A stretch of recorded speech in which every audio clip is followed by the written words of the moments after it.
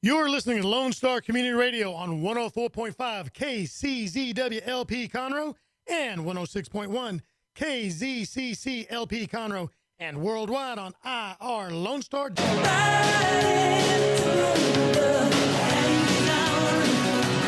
All right, good morning, everybody. That's how to jumpstart the morning there, Dick. That's the go-to if you don't have a track. When in doubt, play some Danger Zone. One thing that amazed me is this song, I believe, came out. What year did Top Gun come out? It was in the 80s, late 80s, 87, 89. It was within when I was like 2 or 3. And I'll never forget, like, growing up loving the movie because my brother, I had older brothers, a lot older than I was. So it was a fun movie to watch. And then I actually got to see who Kenny Loggins was. And then it didn't fit with me. I know, it's like Rick Astley. That's why Rick Astley's career just never took off. That big, never gonna give you up. And he's this little 80-pound white guy with the pompadour. And he still sings like that. Yeah, that's his thing. He just, he goes with it. He loves the Rickroll thing. But yeah, did you know Kenny Loggins actually pushed hard for him to do all the songs on Top Gun? He really wanted... so he only ended up with like 2 or 3 songs. I think Danger Zone and Me and the Boys and maybe one more. But that's about it. I can't imagine the Top Gun soundtrack being all Kenny Loggins. No offense to you, Kenny. Love you, man. You rock the beard just fine and dandy. But we needed some other people contributing to Top Gun. So anyhow, it's Thursday already. Now, Dick, at the beginning of the week, I think you'd said that there'd be like no rain all week. Was that a lie, or was I just hallucinating because I dropped too much LDS in the 60s? No, it's not supposed to rain till Saturday. Is it? Because it's looking kind of overcast today outside the window, my young friend. Was overcast mean rain? You got me there. It could be snow. But they are projecting more snow coming our way. I'm having like an allergic reaction right now. Maybe it's something in this booth area. We'll ask Clean Sweep Office Cleaning if they have a new product. I don't think so. It's too clean over here. Yeah, we built up antibodies to the dust. It's like that really bad movie Millennium with Chris Christopherson, and the woman comes from the far future, but because in the future there's so much carbon monoxide in the oxygen in the atmosphere that she has to like chain smoke in present day just so she doesn't die. Oh, that makes sense. Oxygen asphyxiation. It's pretty That makes bad. sense. Hey, so do you think we're gonna be next on Disney's buyout list? Let's hope so. Yeah, right. Yeah. It's looks like Disney has bought a significant portion of. Now, I'm hearing both names, so I would presume that they trademarked both. 21st Century Fox. Yeah, the movie area. Is that how they're separating it from the? Well, the theory is they're buying that so they could get X-Men, and then they could basically have all the IPs that have to do with like adventure and fun, basically. all the fun stuff that will get the obligatory best costume design. Didn't 21st Century distribute the first Star Wars? Well, that was 20th Century. See, that's what I'm saying. It's their name. It's their official name is 20th Century Fox, but I'm seeing more and more reports about this Disney buyout. They're saying 21st Century Fox. So I would presume that Fox trademarked both for that very purpose. Well, because another theory going around is there was problems with the profits from the old Star Wars and the distributions with 20th Century Fox. Mm-hmm. And they were talking about a lawsuit because how much money they're making off the new Star Wars and how much money they're making now with the old Star Wars. So I forgot, I don't know what it was. That was the theory why they're buying it, so they can just not have a lawsuit. Hey, It made too much sense to buy Fox and then just deal with it, and also get all the cool IPs that come with it. No, so this is what's kind of funny to me, and I'm not going political, but it's kind of an observation of the human condition. So geeks all over, I'm sure, are loving this. Hey, we'll get more adventure movies, and this isn't like what 54 billion. I mean, it's in the high billions of dollars. Oh yeah, that this thing happened. So it's basically a 54 billion or some odd billion. We'll just say 54 dollar buyout of one corporation over another, but it's entertainment, so it's okay. Now, can you imagine if it were Exxon buying out Chevron, or basically two corporations that were not entertainment related? I think there'd be kind of a hue and cry over that. Maybe some of the headlines would be different, going, "Oh, monopoly." Well, I don't know, because I mean, you're talking about a resource that is used up compared to an industry where it's just you're buying entertainment to the point of like we could all just hate Fox or hate Disney because the Disney head is a pedophile. Like that could come out and just turn it for the worse. Right. And I chose Enron, Chevron, but let's say AT&T buys out Verizon and the other. Well, ones. that's more of a monopoly idea to me. Oh, that's like, my thought. Is there a monopoly? Could there be a monopoly on film studios? No, really, what the monopoly would come into sense if film distribution was the same as it was like 40 years ago, because that's where it would become a problem, because they would own. Disney now has a distribution, because 20th Century Fox was like one of the major players in film distribution. But now film distribution isn't really that big of a deal anymore, in the sense of like how much power they hold over you getting to watch the movie. But Disney now is the one that has the power. I mean, they already, remember those articles we're talking about, was it 2 months ago, where they're putting restrictions on the new Star Wars coming out this week, where the theaters had to give up 80% of the profits or some crazy number like that. And then like, if you don't accept this deal, you only get to play the new Star Wars in your theater. So, I mean, I think that's where the monopoly angle is going to come in, where if they close out the distribution market, where it's only Disney negotiating with all these theaters of all these big movies, then it might be seen that way. But then again, it's a great question to ask Chris, because he's the manager over there at the Grand Theater in Conroe, and he's on the Take Us Up. He's one of our co-hosts. So that's a good question to ask him. You're on this morning, or today at noon. Yeah, actually, it's going to be a lot of fun today, because we're going to be reviewing. I'm reviewing the Psych movie, but additionally, we're going to be recording another show for next week, because we're going to have Jake Reiner in the studio from KPRC Channel 2. That's right. And so that's going to be a lot of fun. We can neither confirm nor deny that he's Carl Reiner's grandson and Rob Reiner's son. So we can't say one way or the other, but the last name is the same. You draw your own inference from that. But with your idea of it being a monopoly, that's how I could see it. Because, I mean, you're talking about Disney's just buying up all the cool stuff that people love and they can market. And that's actually, because I think you raised a very good point, but let me take it that I think the monopoly could extend into the kinds of movies. Disney has a brand. In fact, they had to create Miramax so they could release harder movies, PG-13 movies. And a lot, so they kind of separate themselves from it. But this is actual Disney now, and they have a brand. There is the Disney brand going to change to match the films, in the sense that would Disney do a hard action film where lots of people die graphically? Let's say John Wick 3. Well, they've been kind of covering that up. Like you said, doing the Miramax and doing all that kind of stuff. I think they're already doing that. I think the worry part of it is getting another TV channel like Fox. But really, I would say the thing about it is also the creative things, because you're basically limiting the creative space for art. Because, for example, one of the directors who did Logan, which you haven't seen yet, which is on HBO. It is good. I'll watch it. But he was worried that they had all these plans for making harder core action films like Deadpool, or comic book films like Deadpool and all. Like they had a market. They found it. Fox found it. And they were like, all right, let's make a couple more movies like this. And he was basically saying, the director was like, well, Disney buying it, now that's up in the air, because they have that. Disney has that appeal. It's a brand. That brand to protect. And it's like, does Deadpool really fit in the Disney brand? And I think, I seriously doubt they're going to stop wanting to make money. So I think they'll continue on until like the one instance that it doesn't make money. Nope, I'm not doing it anymore. And I think you're right. And that's the kind of irony, is that the person doing the buyout, the entity doing the buyout, will change their corporate. Usually it's the other way around. You buy a lesser product it's like the Roman Empire. They would assimilate whoever they conquered into their, they became Romans. You didn't go the other way around. Disney may actually change their corporate philosophy to match the movies they bought.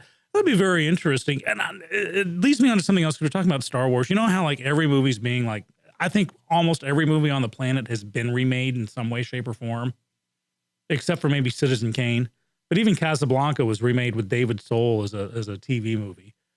Is there going to come a point in the next 5, 10, 20 years where Star Wars, or as you kids call, A New Hope, is remade, where somebody wants to reimagine. It's like Battlestar Galactica. I mean, I bet there is a timeline on it, but what we're gonna be facing is they're gonna be squeezing out as much of new Star Wars stuff out as much as possible, or a reboot, because like James Bond. That's the longevity of it. Golly, Skippy can't talk this morning. Well, I think it also depends on the successfulness of these new movies. Oh, they're gonna go through the roof because you got the. Well, no, I meant more of like. The only reason you go back to make a remake is you need to make money. But if they're spending their time and effort making new movies that are making money, they don't really need to go back because they can say it's part of the old saga or the whole universe of Star Wars. We kept the originals. Plus, then again, but look at Star Trek. Well, the difference between that is Star Trek's. Star Trek. The Star Trek's popularity was from TV. Well, the movies had their own, but they were not much of an integration. They weren't big. Yeah. So the new Star Trek, if you remember them doing, they were going for big. Yeah. They were going for, we need to make this $1 billion deal. The Star Trek movies weren't $1 billion movies. They weren't Lord of the Rings. Point. They weren't Marvel Universe kind of big. Very fair and that's point. where they were trying. And I think that's why people try to do the Dark Universe and they try to do the Monster Universe with the Mummy with Tom Cruise. That was their goal, is to create that $1 billion franchise. Now, what's the and if you guys want to talk about this on the ticket stub today at noon, I know that they had the Monster Universe planned with Jekyll and Hyde and Invisible Man. I don't think they're doing it. I don't think because Mummy bombed so hard, didn't it? Yeah, actually, the worst movie in 2017 turned out to be Justice League. Really? Money-wise, yeah. Really? Well, it was no surprise. Well, I haven't watched it, so I can't say much. Well, that's why it did so bad. Because I didn't watch it. I'm sorry, guys. You're listening to Mornings Lone Star. We're going to take a quick sponsor break, guys. We'll be back. Clean Sweep Office Cleaning and Conroe Coffee are today's sponsors. Check them out. We'll hear a word from them here, and we'll be right back after that.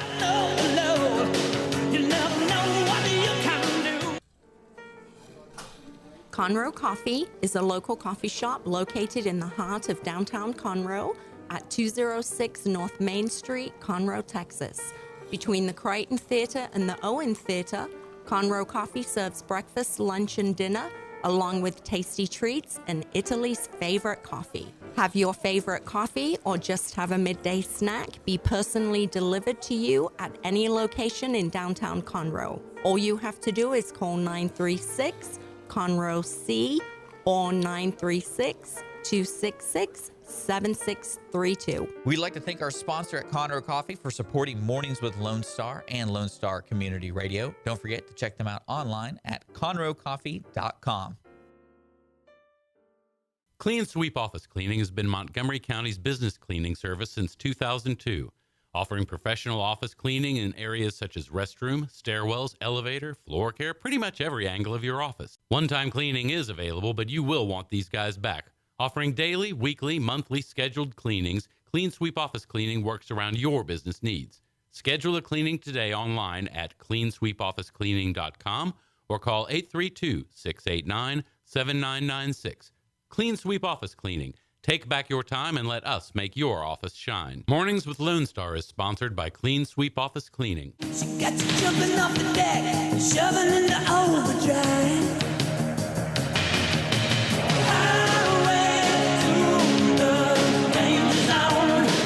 You don't know what we're talking. You don't want to know what we're talking about off the air. Good morning. I think I've already regaled you with the story of how I got out of a ticket because of Kenny Loggins' Danger Zone. But Well, that's what made me think of it. Yeah, well, I do want to think of it. Yeah, because I got in there at the last possible second. But I do want to thank the cop for getting me off with a warning instead of a ticket all those many years ago because I got caught up in Danger Zone. Hey, lots of stuff happening in the news today. First off, 24 hours after the defeat of Roy Moore, and yet the world is still turning. So that's good to know. Lots of stuff happening. Politics. The big political news right now, elections aside, possible government shutdown again. There you go. You may want to turn off your mic for that one. There was the tax plan was presented yesterday, passed by both Senate and House. And so there's kind of a victory lap going on. But that is being overshadowed by an impending government shutdown on the 22nd. More and more people are saying, and I believe rightfully so, no more stopgaps, no more kicking it down for another 2 weeks, a month, or whatever. You know, there's an issue. That being said, when the government shuts down, the world still goes on. Government has shut down many, many, many times. And I remember, a few years ago, there was the shutdown, and they were calling, they had a name about it where people were, we're going to die without our salaries and stuff. Sometimes the shutdown's pretty good. So, but it is looming. Our Christmas time may be spent without a federal government. I think they picked the right weekend because the mail's not delivering anyway, and everyone's on holiday. Conspiracy. You think so? You think it's there? But did you hear about in the White House yesterday, the whole Omarosa deal? Do you know who this is? Okay, so it's a long time ago on The Apprentice, before it became The Celebrity Apprentice. One of the contestants was this lady named Omarosa. That was all she went by. Her full name is it's here. She just got married, so it's a Manigault Newman, and she became the one everyone loved to hate. She was the rabble rouser. She was the Puck for The Apprentice, the one everyone loved to hate. And she hung in there, and then she came back for The Celebrity Apprentice because that's how she made her brand, was the favorite evil person on. And then she was engaged to Michael Duncan Clark when he died, and so she kind of, I don't want to say she used that, but that was her new brand, the not quite widowed fiance of Michael Duncan Clark, who was the big guy in The Green Mile, you know, the big, large African American actor. Anyhow, she became like deputy communications director for one of the departments of the White House. And the stories are all over the map about how she left. So, some people are saying she got dragged out physically from the White House screaming. The Secret Service put out something saying we just changed her badge access.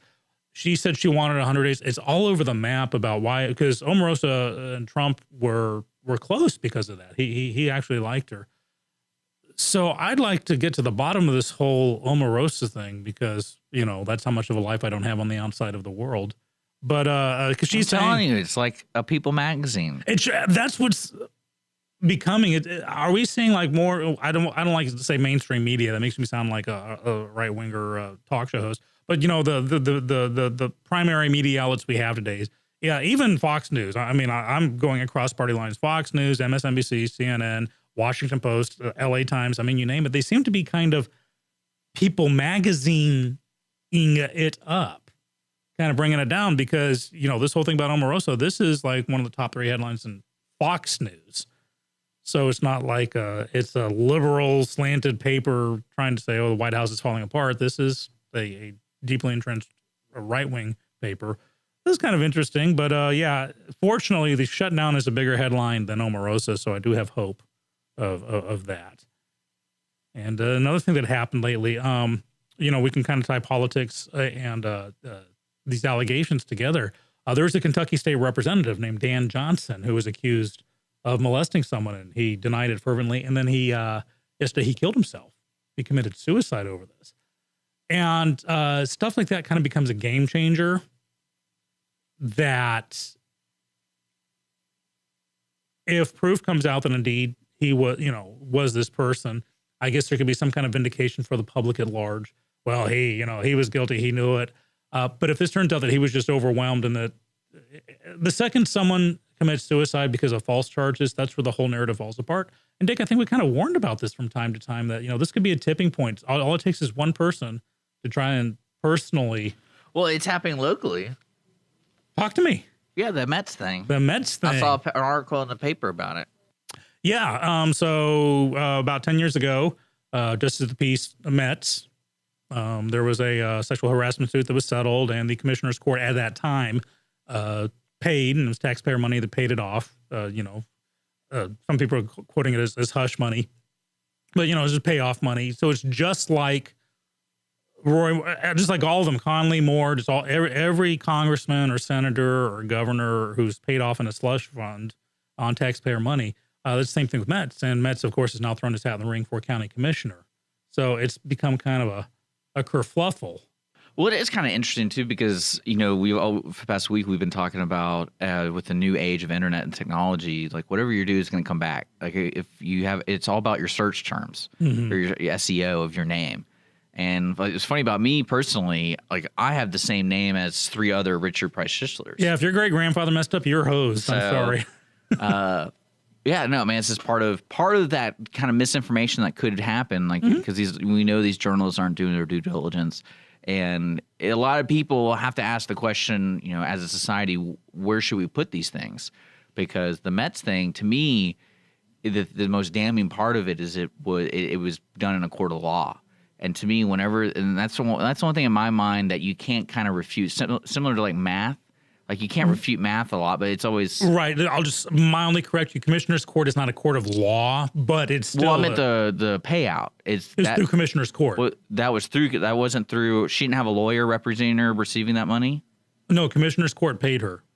But so she didn't have representation at all. Oh yeah. I think there was a lawsuit going on, but I mean that this was. The payment was made through Commissioner's Court. He wasn't ordered by a court to pay this much in restitution. This was But was it done in a court though? No. Was there 2 lawyers talking to each other at all? No. So it was just her? Mm-hmm. Then why was it even written down?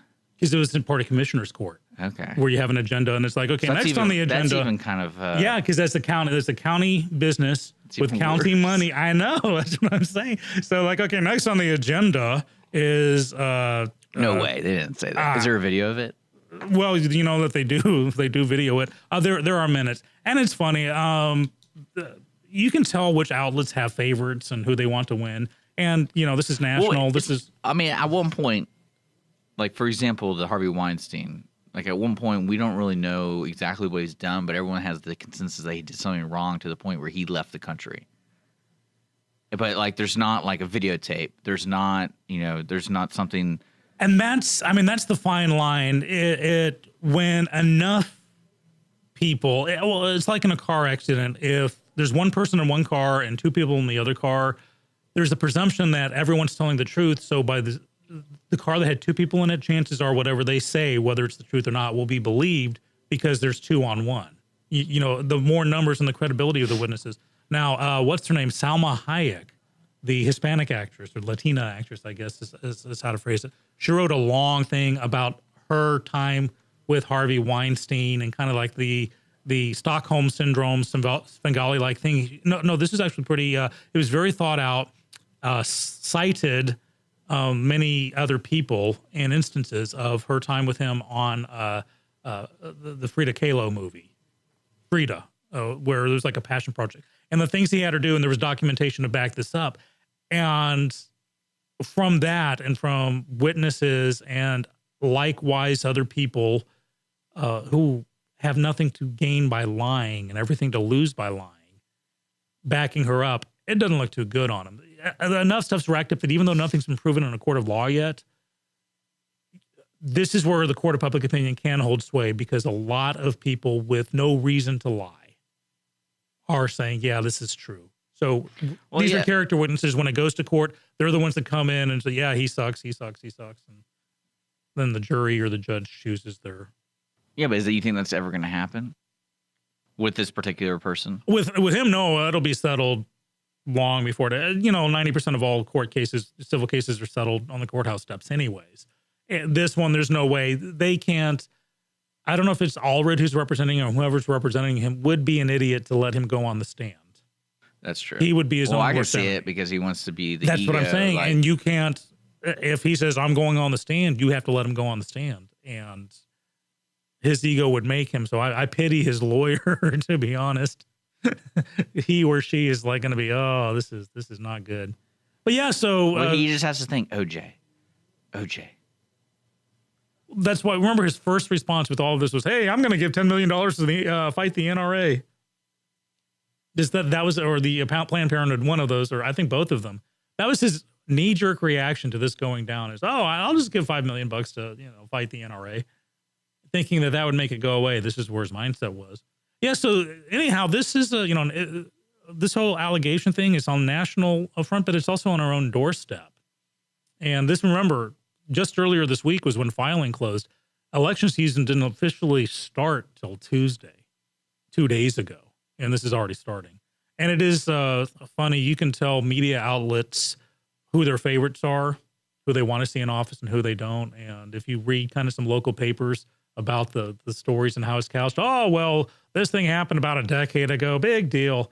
But this is the same outlet that would be freaking about the Roy Moore thing from 40 years ago. So it's kind of funny watching it. Some media. What's going to be interesting about it, and this is similar to the local case here, is when you look at the future public office holdings, and they bring this stuff up, because I can totally see what that would happen with in Alabama could happen anywhere in the future, and it's going to happen, and it stinks because that's what's going to hold the conversation most of the time. And there's not going to be any policy talking or anything like that. Even though Roy, the guy, reading more about him, he's a character. Like, it was kind of like surreal to see somebody like this being existing, because he had some very interesting views, and he did become the stereotypical what you think Alabama people are. If you go through his history, what he says about people and about policy and stuff like that. Right. And so I would be interested in seeing if the same tactic happening next November, either here or across the state. And it's gonna be like almost like play by play the same. Well, that's the thing, because there was one side had success, whether or not the allegations are true or partially true or whatever, it was a man who was gonna win. Allegations made against him. As a direct result of those allegations, he lost. So there's a formula going, okay, this is possible to do. This is a deep red state, and we just got a blue senator in there, which hasn't happened in forever. So we can do that elsewhere. That may be the new normal. You're right. This may be those trying that, and I hope not, because that'll make the whole thing come tumbling down, and we'll end up in a danger zone. Yeah, you like that segue there? I like it. We got to take a break, folks. Thanks for joining us this morning. Morning's Lone Star. It's 9:30 and do a music break. We are sponsored by Clean Sweep Office Cleaning. Take back your time and let us make your office shine. CleanSweepOfficeCleaning.com. They make the coffee that Conroe loves to drink. Visit ConroeCoffee.com. That's Conroe Coffee is another one of our sponsors. We got a couple of tunes for you. Stick around. If you want to participate, 936-647-3776 is the message line. Leave a message or go to Facebook, MW Lone Star. Love to hear you. And also, if you have a song request and all that kind of stuff, we'll be back with more Mornings of Lone Star.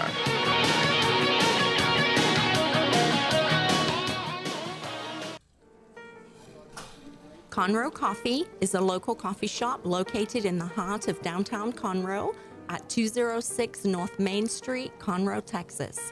Between the Crichton Theater and the Owen Theater, Conroe Coffee serves breakfast, lunch, and dinner, along with tasty treats and Italy's favorite coffee. Have your favorite coffee or just have a midday snack be personally delivered to you at any location in downtown Conroe. All you have to do is call 936-CONROE-C or 936-266-7632. We'd like to thank our sponsor at Conroe Coffee for supporting Mornings with Lone Star and Lone Star Community Radio. Don't forget to check them out online at ConroeCoffee.com. Clean Sweep Office Cleaning has been Montgomery County's business cleaning service since 2002, offering professional office cleaning in areas such as restroom, stairwells, elevator, floor care, pretty much every angle of your office. One-time cleaning is available, but you will want these guys back. Offering daily, weekly, monthly scheduled cleanings, Clean Sweep Office Cleaning works around your business needs. Schedule a cleaning today online at cleansweepofficecleaning.com or call 832-689-7996. Clean Sweep Office Cleaning. Take back your time and let us make your office shine. Mornings with Lone Star is sponsored by Clean Sweep Office Cleaning.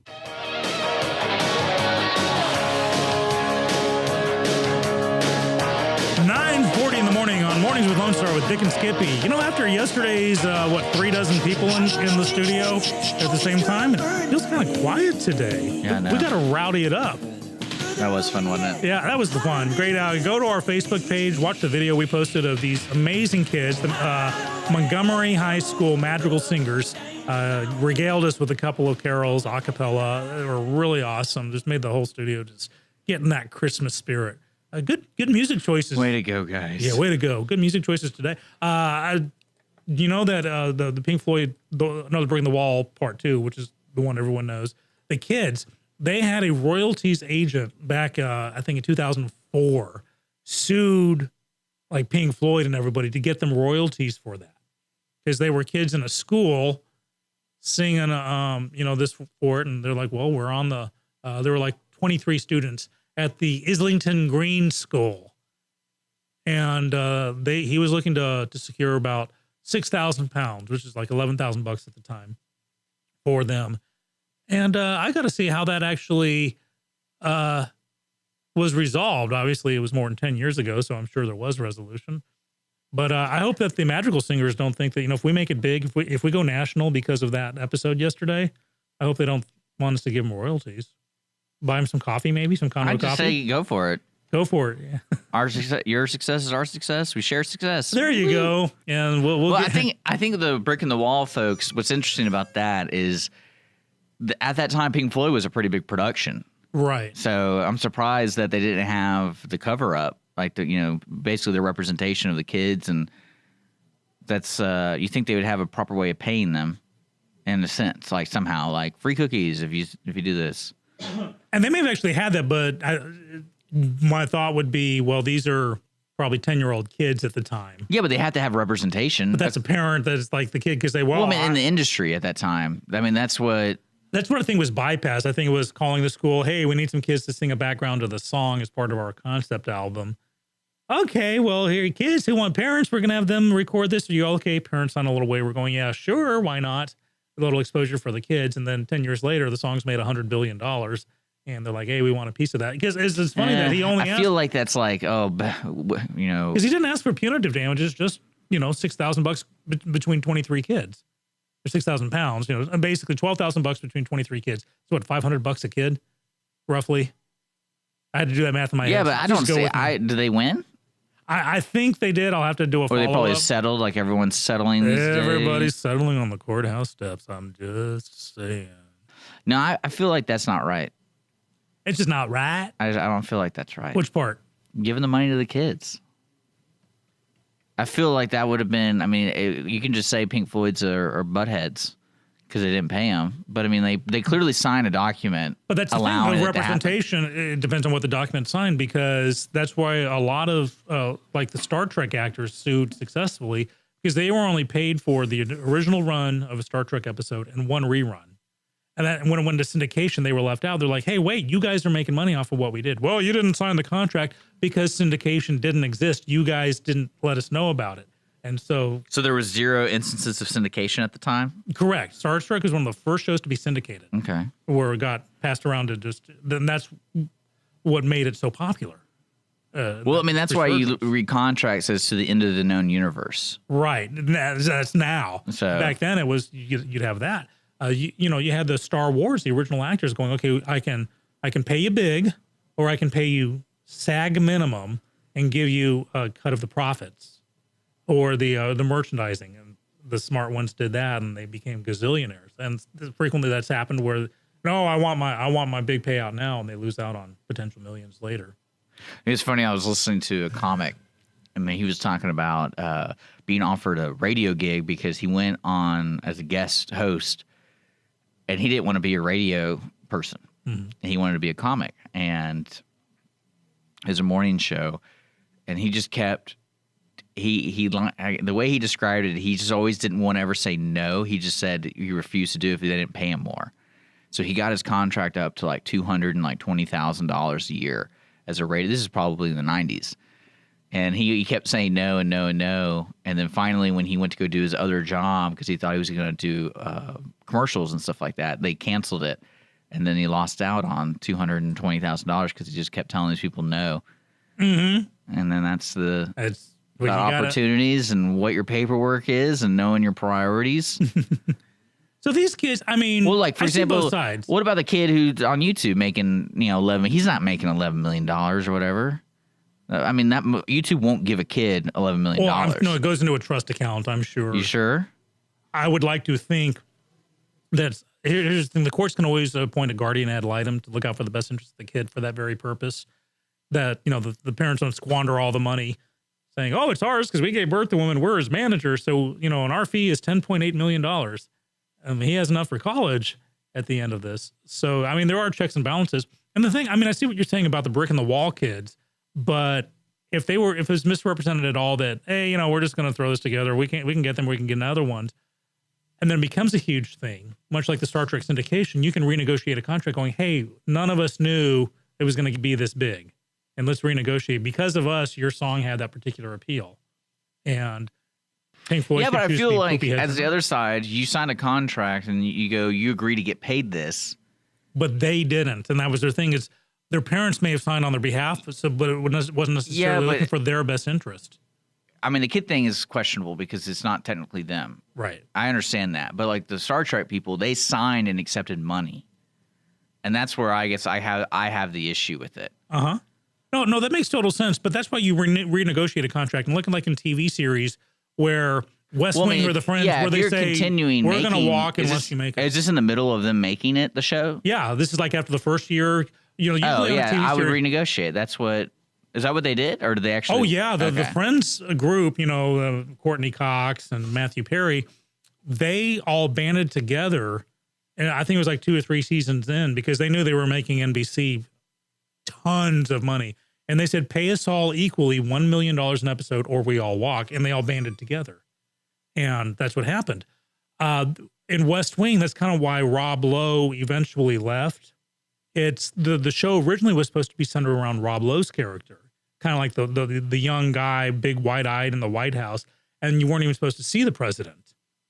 And the last minute, they decided to change it and worked in Martin Sheen. And of course, you get Martin Sheen on the show, you're no longer the top star. But if you notice in the West Wing, Rob Lowe always had first credit in the credits. But at that point, he became one of the ensemble. So in the second season, everyone who wasn't Rob Lowe basically said, we want more money because we're doing as much work as Rob Lowe, and we're going to walk. And Martin Sheen backed them up, and they got their money, and they all stood together. Rob Lowe probably, you know, I can't fault him for this, had a little sour grapes over that, because like, this was supposed to be my show. I was supposed to be making this much money. Now everyone's making it. I'm not special here anymore. And eventually he left, but you know, that's business. And he came back in the final season, and you know, no one badmouthed anyone else. So as far as contracts go, let's find out what happened with the Brick in the Wall kids. And I like that name. It makes them sound like a gang. The Brick in the Wall kids. Speaking of, I'm going on to the next squirrel. I was listening to something the other day. It cracked me up. So I was watching, I was clearing out my DVR the other night because I'm down to like 5% space on it because I'm not at home. All those Hallmark movies. Yes. You'd be amazed what's on this DVR. And I had recorded Prelude to a Kiss. And it's a stage play that they turned into a movie in the 80s with Alec Baldwin and Meg Ryan, back when they were both beautiful people. You know, when you had like seriously, if you needed great looking people, you got Gina Davis, Meg Ryan, Dennis Quaid, Alec Baldwin. And they all started doing Botox. Yeah. And stuff. They become a sour or a plump grape. Yeah. But, or a drained raisin, either or. But I'm looking at Baldwin then going, man, you took a turn, buddy. You know, looking at him now on a Match Game or something. Well, you see him in Hunt for Red October. It's like almost like a completely different actor. Yeah, and Prelude to a Kiss was around the same time. So you had that. It's like young and old Elvis. You know what I'm talking about? What the heck was that? Don't worry about it. Okay, moving on. So I found out that Alec Baldwin many years ago attempted a radio show. His own radio, like the Alec Baldwin talk show. And I think this is right up there, or right down there, I should say, with the Arsenio Hall show, or was the other shows, the Chevy Chase show that was just so horrible, they probably canceled it halfway through the episode. But look it up on YouTube. Just say Alec Baldwin talk show pilot, because he filmed or recorded a pilot. And Dick, if you or I ever feel that, you know, man, maybe we're just not that good. Maybe you got to listen to this and say, and how badly Alec Baldwin did on his own radio show. It was hilarious because it'd be like, okay, so we're going to go to the phone lines now. And you'd hear, no calls yet, Alec. Okay, well, I will be talking about this. And okay, sounds good. Now we're going to go to the phone lines. Oh, still no phone calls. Literally no one was calling in. And so he said he was going to like read a poem or something until somebody called in, and no one called in. So look it up, Alec Baldwin radio talk show, something like that. And you'll happily tune into us and listen to us more now because we ain't so bad compared to him. So that's my Alec Baldwin story today. I'll keep with the A's for a while. Sorry about that. I'm sneezing. That's why I'm really quiet, folks. Skippy's covering it. I got this. I don't know what it is. I'm your Huckleberry. I got this covered. The Argentinian sub, we talked about that a while ago. The submarine that went missing. And an explosion in the area was reported. They still haven't found the sub. Unfortunately, by now, oxygen would have long run out. So the chance of any survivors are like next to nothing. But even without an explosion. But now the sister of one of the sailors has come forth saying that a couple of days before the sub went missing, she got a message from him through an app called WhatsApp. And I'm not sure what this is, but I think, Dick, you know what it is? Well, WhatsApp originally was a standalone creation to be able to send messages to each other without using a carrier. Okay. So it would be like private messages. You can encrypt them, and anyone can use it. Be like in between Android, Apple, Windows, all those cross-platform. Yeah, whatever platform you had. Okay. And the main reason people liked it was because it wasn't under the control of a local government. So those, like, for example, Egypt, when Egypt was having their issues, was it last year or 2 years ago, they kind of shut down Twitter. They shut down pretty much every social media. So you could get your message out through WhatsApp. And WhatsApp became kind of the shining light in free speech because you could be wherever in the world and send these messages out. Well, guess what? Facebook bought them, so watch out. Got it. So moving back to the submarine, she says that through WhatsApp, which makes sense now, she got a message from her brother on the ship. I think he was the sonar officer, saying that they were being chased by a British helicopter and a Chilean ship, and they were having to go into hiding or something like that. And so she's bringing this forward. She says that other people got their similar messages. The Brits are denying it. Chileans are denying it. My primary question, and you kind of answered it with what WhatsApp is, it just kind of spooked me a bit that, the old days of the military were great. When you're on a submarine, you didn't get messages out. No one had a phone. You didn't have sat phones. You didn't have, you had your ELF, your extra low frequency antenna with burst transmissions and then letters that you drop into port every 6 months. To have real-time ability to let your sister know what your military strategy is or where your position is, that's kind of serious. So I can understand why the governments or the militaries are saying this didn't happen. Now, whether it did or didn't, it'll be interesting to see how it comes out. Because this is one of those mysteries. The sub just flat out, went off course and then disappeared. And it's not where it should have been. And I do feel for I'm presuming it was an all-male sub. I do feel for the men, any women if they were on it, who were aboard, because I don't think there's a happy ending for them. But I want to do a follow-up on the WhatsApp. I like that concept. I had no idea about it. Yeah, no, it's one of those early tools. That's why technology people like, because you can do video services, you can do group chats. It was one of the first messaging services that had all the features people liked about their own app messaging thing, if that makes sense. Because a lot of people don't like group chats on iPhones because of the way it notifies you and the way you couldn't leave groups and all that. Don't you hate it when you forget you're on a group chat and you say something like, boy, what a jerk. Yeah, and a lot of people who I know started using it just because I had all the convenience factors in messaging. And it was because you can do groups. It's almost like group email chat. I remember, I can't remember any of the names now, but there were so many different chat programs that did that. Not iChat. I can't even remember what they were called. But yeah, I miss those days. Skippy remembers pre-internet, and then not only before the internet, because you always hear the old people go, when I was here, we didn't have the internet. I remember the early days of internet, like day one when it came out. Oh, there's something called the World Wide Web, and we're all going, why did they call it that? Because everything is www, and it's a mouthful. And I remember I got a computer, I got a 2400 baud modem, one of those ones, and I was trying to tell my son what the internet could do. And he wasn't getting it. And I said, okay, pick 3 things you've always wanted. He said, I want to talk to a famous author.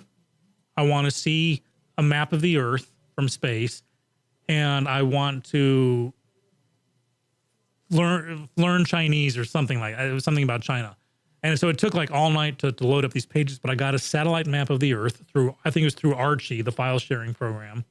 Because before we had like Netscape, and we had these different browsers before Internet Explorer took over. We chatted with Douglas Adams, who wrote The Hitchhiker's Guide to the Galaxy. It did emails back and forth with him, and then got hold of someone in China and had a conversation in China through the original chat app. And it took like literally all night because it was a 2400 baud modem, which is literally 1/1000th, I think, or 1/10,000th of what speeds are nowadays. So it's pretty funny. I miss those days when we had rocks. Well, speaking of that, the net neutrality thing's coming up, but we got to today, right? We got to take a break, guys. We've been on for way too long. Drawing out. You're listening to Mornings Lone Star, irlonestar.com. Join the conversation, 936-647-3776. I'm going to try to get over this fit. Yeah, call us. Don't let us be like Alec Baldwin. Yeah. Well, I mean, you can call us if you want. I'm not really pushing it. I don't really care. I'd rather just talk. I need validation, Dick. All right. Well, look at the 1,000 views we got on that video. Woo! There you go. There's validations for you right there. Right. It's 9:57 here on Lone Star Community Radio. We're going to do a music break. We'll be back. More Mornings Lone Star coming your way.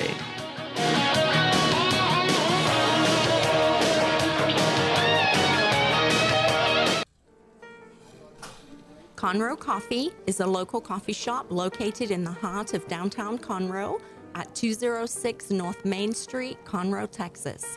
Between the Crichton Theater and the Owen Theater, Conroe Coffee serves breakfast, lunch, and dinner, along with tasty treats and Italy's favorite coffee. Have your favorite coffee or just have a midday snack be personally delivered to you at any location in downtown Conroe. All you have to do is call 936-CONROE-C or 936-266-7632. We'd like to thank our sponsor at Conroe Coffee for supporting Mornings with Lone Star and Lone Star Community Radio. Don't forget to check them out online at conroecoffee.com.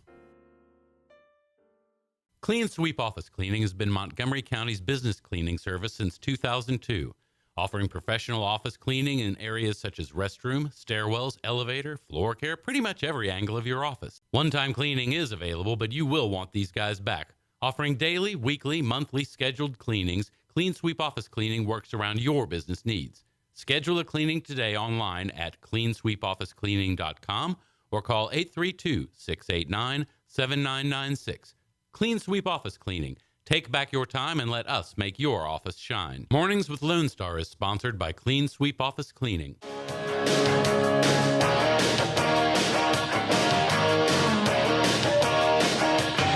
Welcome back, Mornings Lone Star, irlonestar.com. It's kind of a dreary morning this morning.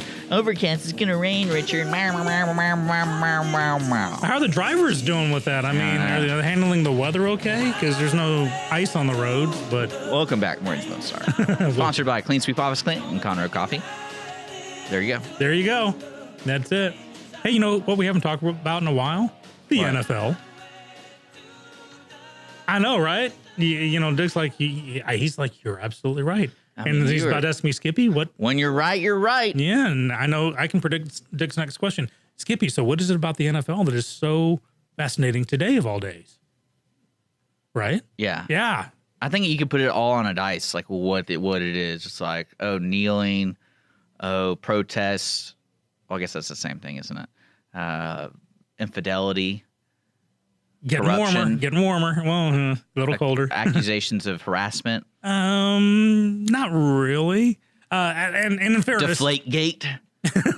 Tom Brady should be just one side of the dice. Just him alone. Just him.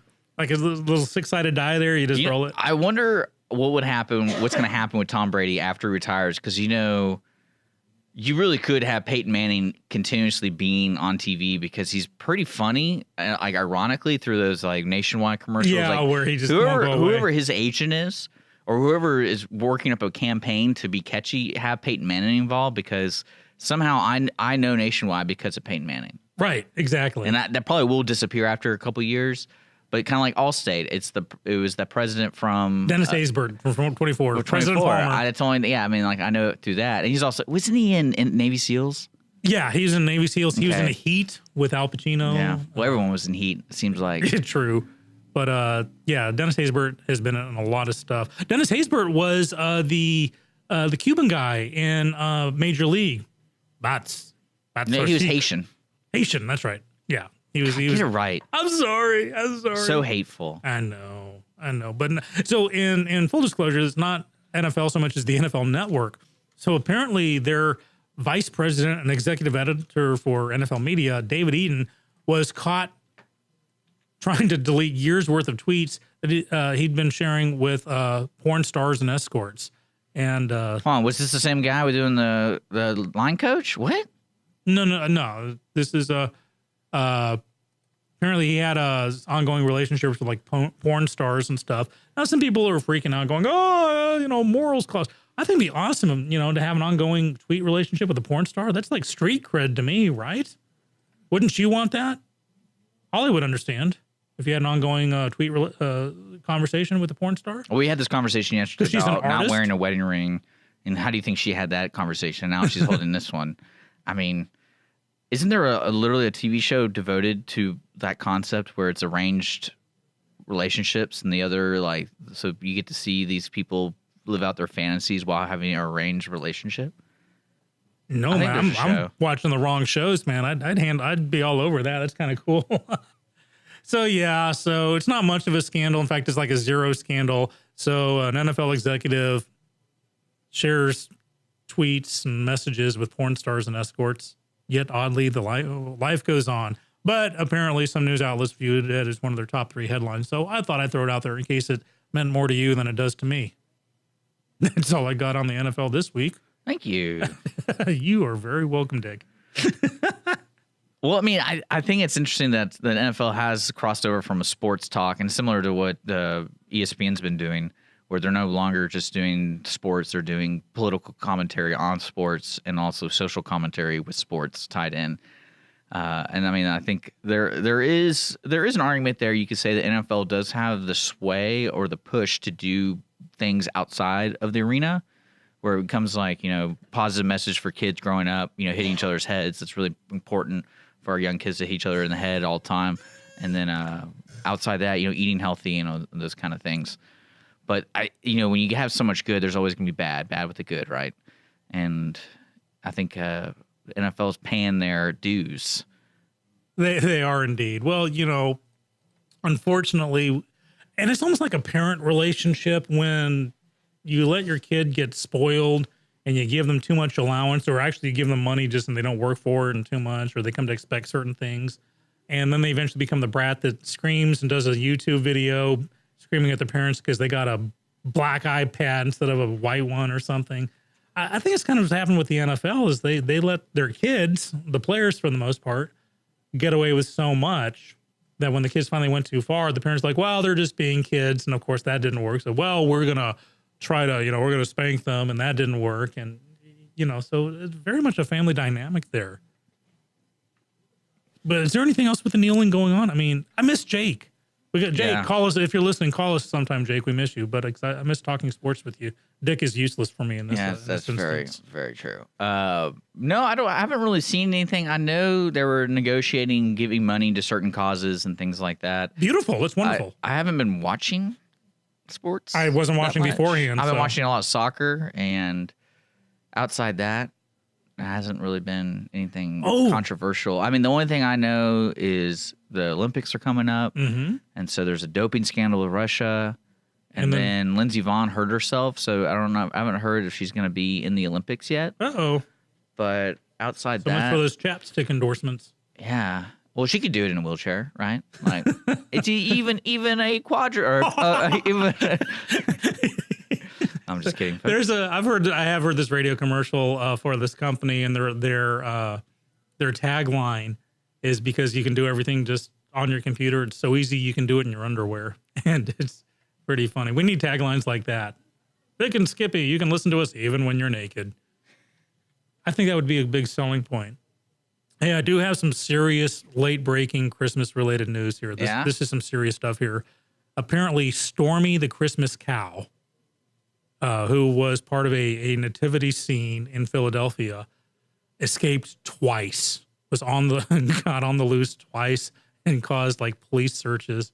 with this rampaging nativity cow running through the streets of Philadelphia. I didn't see the live nativity scene here at the Conroe's Christmas celebration. I wanted to check that out.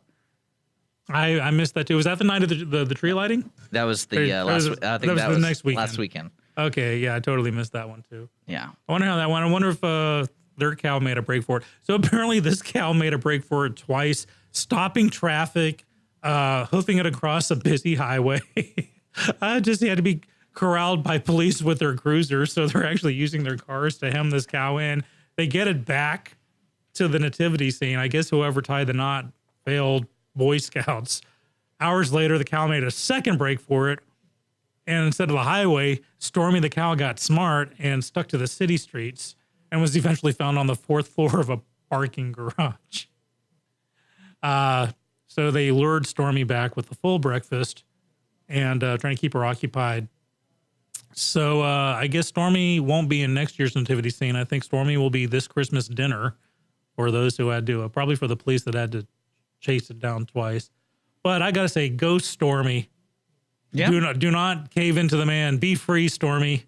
Run, Stormy. Run. We'll be right back. Mornings with Lone Star here at irlonestar.com, having a fun time. If you missed yesterday's Sardine Crunch with the Montgomery High School, we do have the podcast up. We're working on the video version. How many views on that? But the podcast just went up. So the video. People seem to like the video. We got, I think, like 1.2 thousand views in just 24 hours. Yeah. That's wonderful. Spread the word. These guys are awesome. Spread the songs. Yeah, you can also check out their performance tomorrow night and Saturday night. Montgomery High School. Check it out. Choir. Madrigal. Madrigal. Very good. There we go. Boom. There you go. We'll be right back here on Mornings with Lone Star. irlonestar.com. Yeah, that's right. I did an awkward pause.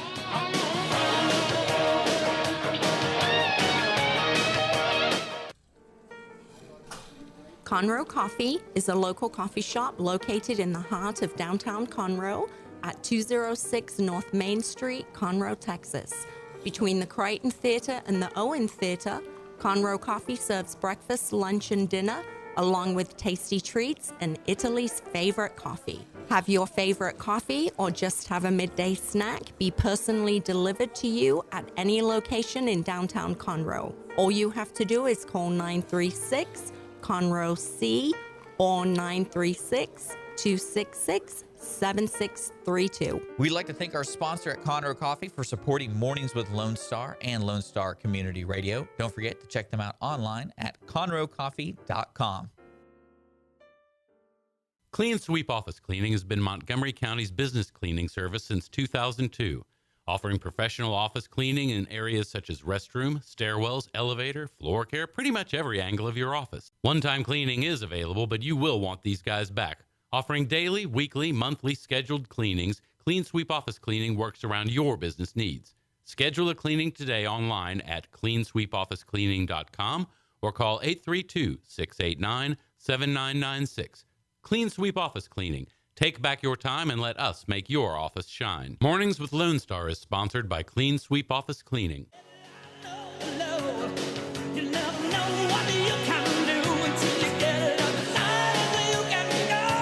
Skippy still laughing at Stormy the Cow making a break for it. You just got to read the tweets from the Philadelphia Police Department. Probably play this song while doing it. Oh, it's funny you should say that. You started playing it, and I'm just picturing Stormy running through the street. Dun, dun, dun, dun. Yeah, folks, I think when we summarize the show, when we put it up on a podcast and stuff, go to our Facebook page or go to our website, because I'll have a link to this story so you can read some of the tweets or the tweets from the Philadelphia police. Go for it, Stormy. Dick, you had some funny news on there's some funny or funky. Oh, that should be a new section for our show. Funny or funky. Okay. I mean, that's kind of clean. We need something like depriving, oh, he's funny or just sad or stranger than fiction. Well, I wanted to say I read this article over in the Telegraph I think that's in England though. Right? Yeah. Is the Telegraph over there? Well, there are telegraphs. Or the UK. Or what's the proper way to? Well, if it's in England, you can say in England. If it's not in England, if it's in Scotland or Wales, you say the UK. Well, apparently a surgeon is admitted to burning his initials into livers of 2 transplants with a laser beam. That's right. He branded SB on the organ, and his name. We don't really care about his name. The reason I want to talk about this, it's kind of funny that somebody with the ability to do all the schooling, all the training, and have the knowledge of all the heal people, it's like, let me do a little bit of a joke or mark this liver of this transplant and put It's an SB. artist signing his work, isn't it? I mean, a transplant, that's like a work of art. I can't believe he admitted to it, though. Well, I think an x-ray would have that wasn't me. That was some other guy named SB who had access to that liver and a laser. I'm trying to figure out why he came up with it. I'm telling you, it's an artist signing his work, man. You think so? Well, here's the transplant surgeons, have to be right up there with like trumpet players and fighter pilots, ego-wise. Well, okay, so here's the full story. He did it to 2 victims, and what happened was one of the victims had issues, so she had to be reoperated on, and then that's when they found it. And what he said is he said he did it because it disappears apparently after a while, and he said he did it because it was just part of something he did as a successful surgery. He signs the surgery, and so he's in trouble. So I would think so. You think so? You think that's bad to do? If it, I mean, like I think would it be acceptable if he said, "Hey, before I go in, I like to sign your organ. Is that okay?" Yeah, get that approval before the anesthesia kicks in. Absolutely. And well, actually, Dick, you raised a good point, because let's say it's a pacemaker. That pacemaker is going to have the logo of the company on it. Yeah, and so it's in your you are body. you are technically being, you're a walking advertisement for it. It'd be interesting to see what they. Well, here's the thing: if you were what's the ethical standpoint on this in your mind? Well, my thought, legal/ethical, it's if he uses a laser to burn something on. Well, it's part of the surgery, so it wasn't like he brought in a whole new tool to do this. It was like as the surgery, they use a laser to do certain things, and then he just kind of goes, "Hey, wait a second," boop, boop, boop, boop, and then done.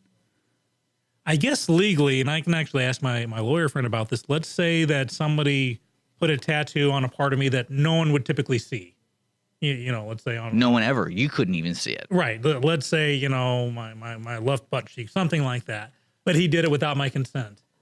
To me, that's kind of similar, that even though no one can see it, it's inside, it's your liver, no one's going to see it. It's still branded or marked my body in a way without my approval. So I don't know if it's the same. That's a good question. What can they get this guy on? Because ethically, I think it's a dumb move. Well, they're saying right now he assaulted them. That's the charge. That's what I'm saying. It would be like if somebody forced a tattoo on me. And he's been a surgeon for 12 years at the same hospital, so he's clearly distinguished.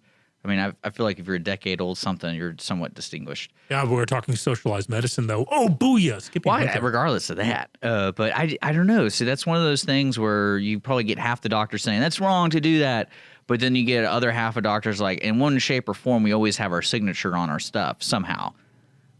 Well, yeah, because the way you do a suture, you see in the cop shows where this is Dr. Jones because he uses the triple butterfly suture technique, and that's how they catch. And this is going to sound kind of strange.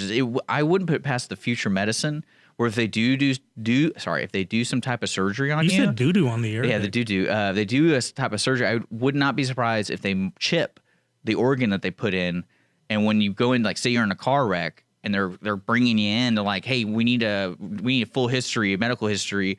Let's scan them real quick, and then they scan them, and then the chip pulls up. I believe that's actually in progress, because I know like the newer pacemakers and stuff like that, they will actually have phone apps to let you, you can zap your own thing or you get a monitor. I mean, just to let people know, and especially, if you're trying to figure out how old this organ is, how long has this new organ been in them, and they just see like a barcode, or they see some way to. I'm not saying write your initials. Hey, maybe that surgeon was. I mean, it'd be bearing that in mind. Oh my gosh, this guy's gonna die. If only we knew who put him in his liver. Wait, SB. That's Dr. the mystery. Benson. Yeah, that's the mystery. Thank golly, we know now it's Dr. Benson's work. But I mean, like I said, if he asked prior, sign this document, I'm going to initial it. It's just something I like to do. It helps me, it helps reward myself for saving your life. If you were going under the knife and the doctor said, hey, I want to sign my... I honestly, if someone said, if he told me, because this is my issue with doctors, because I believe everything they tell me. And I'd be like, is it hurt me? And they're like, no, there's no problems, no complications. Then can you draw something? like not just your initials? And he'd be like, what? I'm like, yeah, like a happy face. I was Like thinking the same I was thing. like, I would totally have a happy face. Take a picture of it, and I can have that, you know, Dick, we were of one mind on this. and you know, and put it on my wall or something like that. Just have it. Hey, look at me! I got a smiley face and artwork on my liver. Dick, word for word, I am with you on this one. It's exactly what I do. So I kind of feel for Dr. SB, whoever you are, man. You know, next time, just here's the thing, man. A lot of people would have been willing to say, sure, go for it. You got two guys in the same studio right now saying, oh, yeah, we do it. So next time, just ask first. I wish they had a picture of it because I wonder how clean the SB was.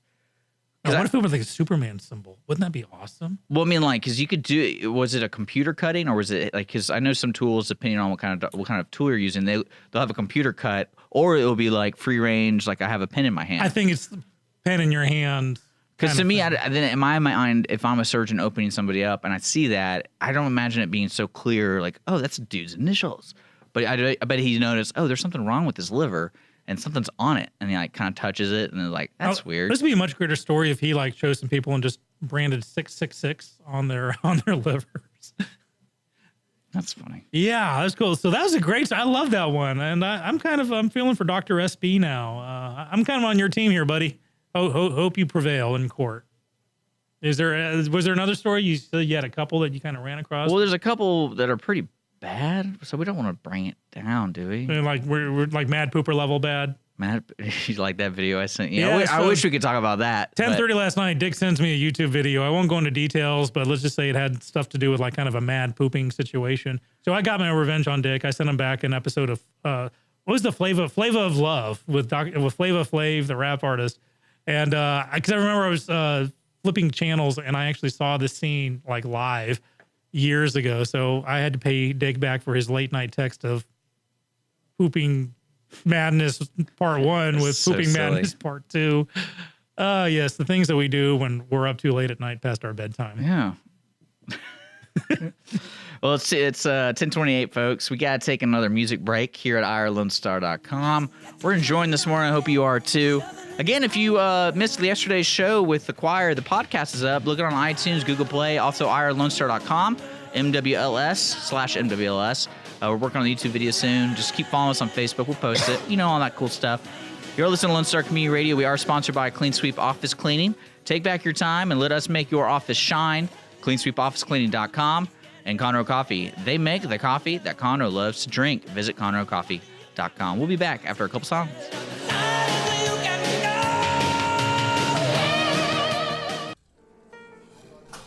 Conroe Coffee is a local coffee shop located in the heart of downtown Conroe at 206 North Main Street, Conroe, Texas. Between the Crichton Theater and the Owen Theater, Conroe Coffee serves breakfast, lunch, and dinner, along with tasty treats and Italy's favorite coffee. Have your favorite coffee or just have a midday snack be personally delivered to you at any location in downtown Conroe. All you have to do is call 936-CONROE-C or 936-266-7632. We'd like to thank our sponsor at Conroe Coffee for supporting Mornings with Lone Star and Lone Star Community Radio. Don't forget to check them out online at conroecoffee.com. Clean Sweep Office Cleaning has been Montgomery County's business cleaning service since 2002, offering professional office cleaning in areas such as restroom, stairwells, elevator, floor care, pretty much every angle of your office. One-time cleaning is available, but you will want these guys back. Offering daily, weekly, monthly scheduled cleanings, Clean Sweep Office Cleaning works around your business needs. Schedule a cleaning today online at cleansweepofficecleaning.com or call 832-689-7996. Clean Sweep Office Cleaning. Take back your time and let us make your office shine. Mornings with Lone Star is sponsored by Clean Sweep Office Cleaning.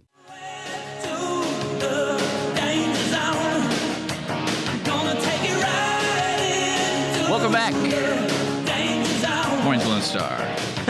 Broadcasting live downtown Conroe.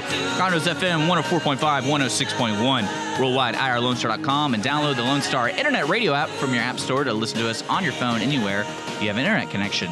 Watch out for those datas. The eating data, because our app does do that because you're continuously streaming live. So we got about half an hour left, folks, 25 minutes. Hope you're enjoying this beautiful Thursday morning. Just to remind folks, If they want to win 2 tickets today to the Grand Theater, we always give away 2 tickets on the ticket stub every Thursday at noon. And so we're doing that. I'm part of that show, so I don't mind plugging in as much as possible and things like that. So we're back. You opportunist, Dick. We're back. We're back. We never left, but we just have to say this when we're on it. That's true. That's true. So what's going on, man? Well, it's Star Wars tonight. You're going to go see it tomorrow? No, I'm seeing it on Wednesday. Next Wednesday. Yeah, it's as a treat for my daughter. She'll be taking her final exam on 11 o'clock that morning, Wednesday morning. I'll grab her from school. I've already got grab her. What do you mean? Like she's not going to school? No, from school afterwards. Okay. I'm gonna go there, get her. We're gonna head to the cinema. I'm just letting you know. Uh-huh. I didn't go to school the day episode 1 came out. I went for the first. I think like 2 hours. And I convinced my mom that I did really well on some classes. And it was before I was 16. I couldn't drive. And I remember I made a bet with her. And I was like, hey, when this movie comes out, what do I need to do to get out of school to go see it? And she's like, what do you mean? I was like, what do I need to do? Like, there's gotta be a price. And there's something like I had to make A's all first semester. Because I think, it came out May something, I think. Did it come out May, episode 1? Episode 1 could be. They could have made fun of the whole May 4th thing, Star Wars Day. May the 4th be with you. I honestly. But I remember getting out of school and I got to go see the movie and I liked it. Well, she legitimately gets out once her final exam is done. She's done with school, and that'll be like around May 19th, 12 or 1. So I'll grab her. and take her to the cinema. I've already got the tickets on my phone. That Fandango app. My reserved 2 D-box seats. So we get to be in those little seats. I was 13 at the time. You were 13. Wow, I'm old, but I'm looking forward to this. But I've got to go into media blackout between now and next Wednesday because I actually kind of already saw the spoilers. So I can't. If you tell me, I will have to shoot you, and it'll be Mornings with Skippy, and no one will hear it because I don't know how to operate the board. You heard it here, folks. That's right. I will kill him. I am on the record saying if Dick spoils Star Wars for me, he will die and die ugly. By my hands. One thing I love about not spoilers, but a movie that has this much anticipation is the after effect of they didn't like the spoiler or the twist. Can you name a movie or a book or something that people just go, what? Why did this happen? Because I know some people were upset with the Twilight series, mainly because the final showdown between all the bad guys and all the good guys was a spoiler alert, premonition. Because in the movie, you watch the battle happen and people are getting their heads torn off, bad guys are dying. But it's not a real battle. But then all of a sudden it absorbs right back into one of the characters who can see into the future. And each side had somebody that could do that, and so they saw all the carnage and all the bad people dying, and so the bad people were like, you know what, we're not going to fight you. No. And that was the end. No. I'm sorry I ruined it, but Bobby's in the shower. Yeah. That's the Dallas, the original Dallas series. They had a season that kind of went off the rails, and how they. And I want to let people know, Star Wars Episode 1. Guess how much money that movie made? $10 billion. $1 billion. Okay. So it's $1 billion movie. Well, after the first 800 million or so, it's just chump change. Well, I'm just letting you know it's a success and it's a good movie. So it's part of the thing. Now, I mean, I think kind of universal. It's almost like Star Trek: The Motion Picture. It had its moments, but for the most part, it sucked. Well, or Star Trek 5. A good indicator. Episode 2 only made almost 700 million, so they wasn't $1 billion movie. But it also, don't forget, there's also a 2-year gap between the two, so you had an extra couple of years of realizing how crappy Episode 1 was. Yeah, I agree. I got to watch it again just to make sure. Boy, this is crapola, absolutely. But that's why, for instance, The Sixth Sense blew money expectations out of the water because I was one of these people. I watched it, was totally caught off guard by the twist. I don't think anyone got the twist. Well, I think that's what's really great about those kind of movies. It's so good you don't want to ruin it for other people, and you encourage people to go. I grabbed some friends, say, "Man, you got to come with me and watch this movie." So I went to watch it again. I'm watching it to see if there were any mistakes. The hints and so they're seeing it and they're going, "Oh my God!" They bring their friends. By the time The Village came out, I watched the trailer and I guessed what the twist was just from the trailer. And it upset me. Well, I think also with his other movies, his twist endings, with the reason The Sixth Sense was so well, he was playing in a small room with these concepts. And it was the first time when you become known as, oh, this is the director with the twist endings. Then you always look for the twist not even ending. that, but like in The Village, it was kind of obvious. Yeah, but truly the trailer, the twist ending wasn't really interesting. No, it wasn't. It was like a Twilight Zone episode, to be honest, with the old, from the 50s Twilight Zone episode. Because what they could have done, and I think it would have been, they couldn't. We're going to ruin the movie for you, The Village. Sorry if you. There's a moratorium. We're past it. We're good. I think it would have been better if they chose a timeline that wasn't the current timeline, like they weren't in 2012. Like far future, maybe. Like what I would have done is something along the lines of like what if scenarios, like they're neighbors to the Aztecs. And that's their deal with the Aztecs. They give them, that kind of stuff. I like that. They're giving them sacrifices, and the monsters are actually the Aztecs coming in and grabbing people, and that's the whole concept. Now that I would have been. See, that would have been an interesting twist ending because you're like, oh, who are these people? But hey, it could have happened. You never know what the Aztecs are doing because they're not here anymore. And and Shyamalan. Here's the thing with Shyamalan. I loved a Lady in the Water. That wasn't it. See, that's a movie like Unbreakable where you present a supernatural scenario and you don't know if it's real or not, and then they committed like it's real. Yeah, the Lady in the Water was so off the wall. I was fascinated. Because that's why Unbreakable was so neat because it played that fine line of is it real, is it not real, and then you start slowly seeing it's real, but it's not what we wanted it to be, and then the twist ending, you're like, the twist ending wasn't really a twist ending. It was more of like I'm still amazed that this is actually real. Like he can actually tell through the touch and things that he can see what these bad people are doing. And I got to say the twist, the whole movie, I'm watching Unbreakable the first time. I'm like, okay, I get it. He's going to be real. I get it. So I'm thinking this is going to be the twist. I was very jaded after The Village. Oh yeah, I get it. And then when the twist happened with Mr. Glass, I did not see it coming. And again, like the Sixth Sense, you look back and all the clues are there. The bad guy has a physical deformity. He's got bug eyes. And you're like, it's friggin' Samuel L. Jackson. Of course he's the bad guy. And I love that. My only problem with the Unbreakable is Bruce Willis's age. For you to be in your 50s when you find out you're a superhero, that's kind of a downer. Can you imagine if Peter Parker? Can you imagine if I'm Peter Parker at this age and this body getting bit by the spider? It's like, well, I'm not going to go fight crime. Didn't they explain that, though? Because he started noticing his changes when he was younger, but then he didn't focus on it, and that was kind of... He just didn't think about it. He didn't realize he never got sick till he asked, he asked the HR lady, how many sick days have I taken? And that's the funny thing, because it also shows his character. I love that scene because it showed his character. Not only was he never sick, but it never occurred to him to take a fake sick day off, have the blue flu. Oh, movie's coming out. I can't come into work today. So he didn't even fake being sick ever. So that showed his moral character as well. It's just, I thought it was an awesome movie. I love Bruce Willis. I just wish they got Bruce Willis like 20 years earlier. It would have been more cool because he would have been in his 30s fighting it instead of 50s. And now he's in his 60s or 70s. Well, now they're making the sequel to both Split and that called Mr. Glass, I believe, or it's called Glass. I think it's just Glass. But if you notice, that final scene, and again, Split, spoiler, Bruce Willis is in it. And he is? I haven't seen it. I don't really like those kind of movies, so that's the twist ending. It ties in the universes.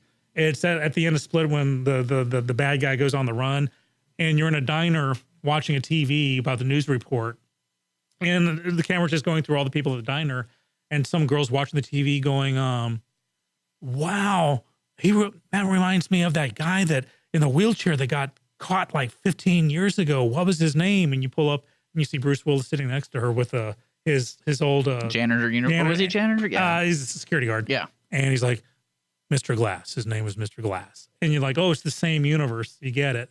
But he looked old. Bruce Willis in this scene looks like he's finally looking his age. I'm kind of bummed about that. Now, John McClane, Bruce Willis as Ultraman, whatever he wants to call himself, I would be all over that. Speaking of which, I need to break out my Christmas viewing playlist. Lethal Weapon. Oh, yeah, definitely over here. Die Hard. Did you know, we're going to take a quick break, but did you know there's an alternative ending to Die Hard with a Vengeance? I can't wait to hear it. Yeah. Stick around. We'll talk about it. Leave me hanging. It's 10:46 here on Mornings with Lone Star, folks. Hope you're enjoying this morning so far. We're having fun. We're brought to you by Clean Sweep Office Cleaning and Conroe Coffee. We'll be right back after a short sponsored message. She got you jumping off the deck, shoving into overdrive. Conroe Coffee is a local coffee shop located in the heart of downtown Conroe at 206 North Main Street, Conroe, Texas. Between the Crichton Theater and the Owen Theater, Conroe Coffee serves breakfast, lunch, and dinner, along with tasty treats and Italy's favorite coffee. Have your favorite coffee or just have a midday snack be personally delivered to you at any location in downtown Conroe. All you have to do is call 936 Conroe C or 936-266-7632. We'd like to thank our sponsor at Conroe Coffee for supporting Mornings with Lone Star and Lone Star Community Radio. Don't forget to check them out online at conroecoffee.com. Clean Sweep Office Cleaning has been Montgomery County's business cleaning service since 2002, offering professional office cleaning in areas such as restroom, stairwells, elevator, floor care, pretty much every angle of your office. One-time cleaning is available, but you will want these guys back. Offering daily, weekly, monthly scheduled cleanings, Clean Sweep Office Cleaning works around your business needs. Schedule a cleaning today online at cleansweepofficecleaning.com or call 832-689-7996. Clean Sweep Office Cleaning. Take back your time and let us make your office shine. Mornings with Lone Star is sponsored by Clean Sweep Office Cleaning. We're back. We're bringing this airplane down and final approach. It's 10:49 on a Thursday morning. Weather's still kind of overcast out there. It's we're kind of in that fugue state, not bright enough for sunshiny, unseasonal weather, but no snow.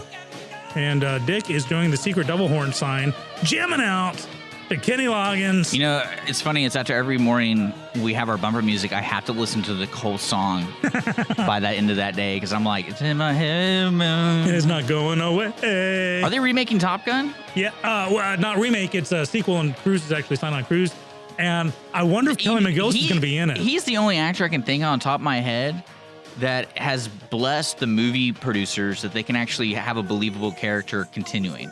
Because like we were talking about Die Hard, Bruce Willis today does not look like really good. It's not really good. He'd get his butt stomped. He's not really good. Yeah. And like Harrison Ford, same idea. Harrison Ford just doesn't look like the tough Han Solo, even though he did really well in that movie as a Han Solo character. I think they didn't really show the age thing right, though. But that's if he'd been in a fight, that's a nitpick. Yeah, that's a nitpick. You know, in a fist fight, can you imagine this person? Well, that's why being in a fist Chewie fight? was there.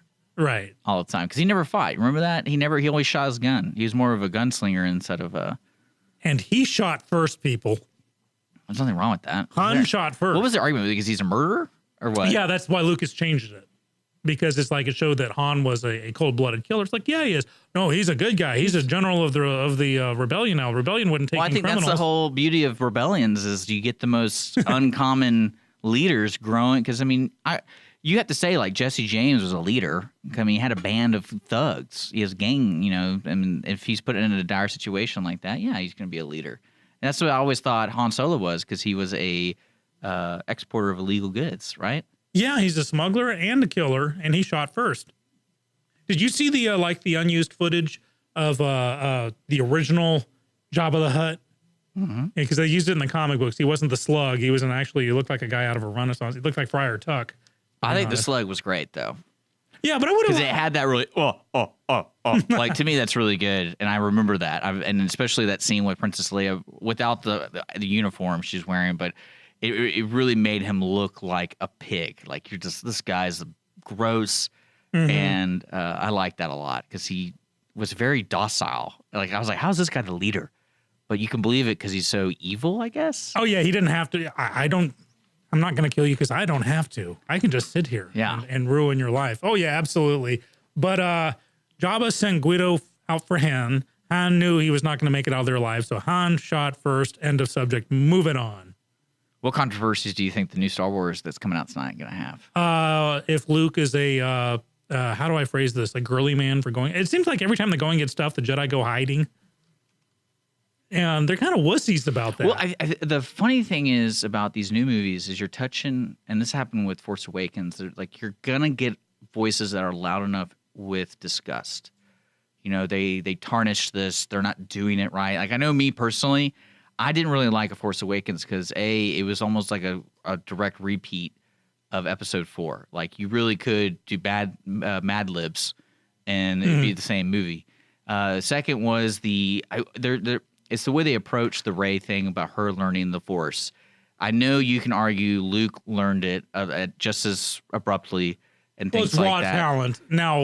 But what people were complaining about was the midi-chlorian deal. Was that what they were called? The little You talking about Episode 1, 2, and 3? yeah, where Liam Your Neeson, blood has so many. Yeah. Well, I mean, I think they needed to establish what the Jedi. They have to have the base of a pseudoscience to get an idea of what makes a person a stronger connection to the Force than just anybody could be randomly convinced that they're the best in the Force.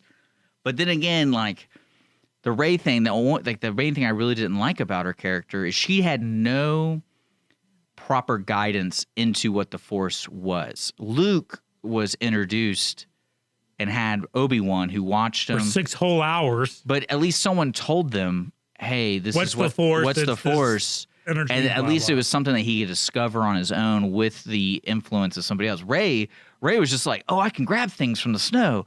Or there's even recordings of Mark Hamill complaining about the script. It's really funny because he does a lot of talks, and he basically goes down the line of, when they handed me the script of Force Awakens, I was really excited about getting back into Luke Skywalker. And if you read the first couple of pages, they're kind of talking about, where's Luke? Where's Luke? The mystery of where Luke is. And he goes, you know where I thought I was coming into the movie? Was the scene on the Star Destroyer where the snow and the lightsaber flies. He goes, I honestly thought that was when Luke gets the lightsaber and defends Rey. And that's where I came in. But when I saw that, it's like, she doesn't even have Force power. He even says the same thing I'm complaining about. And he's like, and he goes, it's nothing like getting paid to just turn around in a cloak on a mountain and just reach out. Like, that's what you get paid for. But what I think happened was, two things happened when they were creating this current one. Is A, unfortunately, Carrie Fisher died. Right. And B, they recognized that Luke is a powerful character and they didn't utilize him in their story writing. So hopefully they focus on Luke a little more, and then he has more of an impact in the overall arc of the story. And with the rumors they're flying in, keep your mouth shut if I hit or miss on this. You talking about for the spoilers? Yeah. Oh. That the rumors are flying. Rey's parentage. Luke's a bad guy. Rey's going to join the dark side. They're all over the map, and I love that. No one knows. At least they didn't go the Twilight area where it's like hashtag Team Rey. Remember that? Do you remember that? Team Edward and yeah. I love my daughter-in-law with everything. I mean, she's awesome. She's been this wonderful influence on my son. But her passion for the Twilight series that knocked her down a few points. And it made me think. It'd be really fun. I would love to hear this. So say who's a star male role in that movie? You would say like the new upcoming person. Would you say it's the Poe Dameron? Well, no, actually the African American guy. I forget, John Bourgogne. Say I am John Boya, or however you pronounce it. Say I'm him, and it's like we're making the third movie, and it's like, hey, can we put a clause if I don't misstep in the public's eye, can I get paid more? Basically saying, because I mean that could really hurt movies. I bet contracts are being renegotiated, rewritten about this harassment stuff. And like, if you do something, we're going to sue you because you hurt our image, you hurt the look at the movies that aren't being released now. Well, I mean, look at the world, the money of the world, or whatever. Where they had to reshoot the whole movie within like 3 months with Christopher Plummer replacing Kevin Spacey. Right. I mean, like they're gotta have that, and I can totally see some actor just going like, you know what, you pay. Oh, that's the movie, All the Money in the World. That's the movie, All the Money in the World. Okay, I saw the trailer for that. The Ridley Scott movie. Wow, they shot that fast because I think on the ticket stub we talked about Ridley Scott is one of those directors in the movie world, and he has that kind of pull because usually they're like, oh, just scratch the movie. No, scratch it. Ridley Scott. Pretty cool, especially because Tony Scott, his brother, is the one who directed Top Gun, and we bring it back to the danger zone. You like that? Man, I'm good at that today. I want to say special thanks for those who are joined us today. We podcast every episode, so if you're just now joining us, you can go to Mornings Lone Star on Google Play and iTunes and YouTube. and subscribe to us, so keep it in touch if you can't listen in the mornings. We'll be back tomorrow morning, 9 a.m. We have a full lineup today on Lone Star Community Radio. Check it out at irlonestar.com/show calendar.